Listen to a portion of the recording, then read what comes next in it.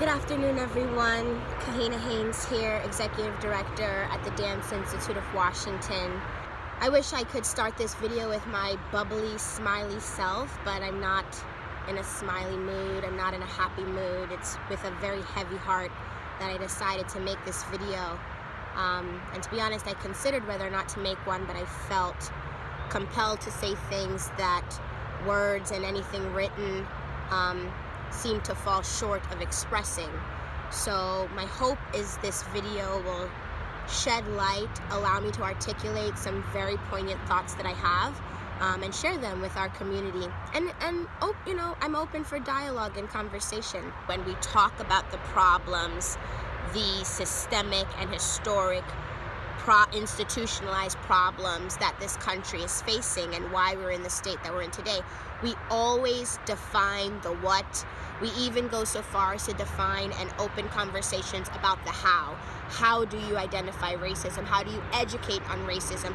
How do you actively use your privilege to dismantle the systems that facilitate racism and discrimination? But we never talk about the why. We don't talk about the why. Where did those systems in place come from, and why were they established? It's not sufficient to talk about the fact that racism exists because of decades of institutionalized and systematic discrimination or disenfranchisement. Even that has a precursor, right? That dates back to centuries ago. And yes, it's uncomfortable, but we have to talk about it. At the Dance Institute of Washington, we don't shy away from the why. When we talk to our students about the lack of representation in the dance industry today, we start with the why. We tell them plainly that some of the more classical and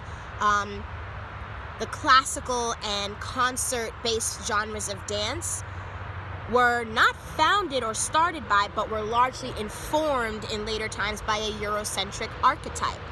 And because of that, those who had the privilege and the facility that was aligned with that Eurocentric archetype that was held as the standard advanced and matriculated successfully into professional dance careers. That is the why. By addressing that and talking about that, we don't leave our students vulnerable to ideas of self-deprecation, to ideas of wondering why they, as they are not enough, to wondering why or appropriating their own ideas of why blacks and minorities are consistently underrepresented. We address it, we talk about it, we make sure they understand what they're entering. And this empowers them. This empowers them because understanding the why helps them inform how they choose to go about correcting, right? Correcting those systems, and they choose their different paths. Some students I have conversations with, they say, you know what, Miss Kahina, I want to be in a classical ballet company because I want to prove that there isn't just one archetype. Others say, Miss Kahina, I'm going to invent my own form of ballet.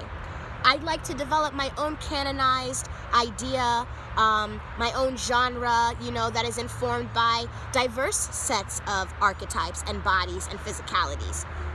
But they feel empowered to have those conversations because we've been transparent with them about the why. We've allowed for discourse. And I want to just say one thing. I keep saying the why, and let me sort of recant that and say there is no the why. There is no one explanation likely for why these systems are in place, why history has unfolded the way that it has. I think there are a multitude of opinions and likely a multitude of reasons. The ask and the call to the community and other entities and institutions and leaders, you know, artists of color in positions of leadership is not to convince other people that your why is right or that your opinion of the why. It's to facilitate discourse of the why.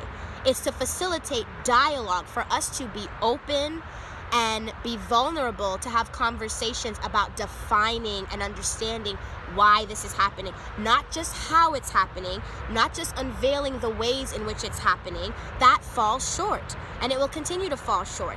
Let's have honest conversations about the why. Stop ending the conversations at the how and the what because you get uncomfortable.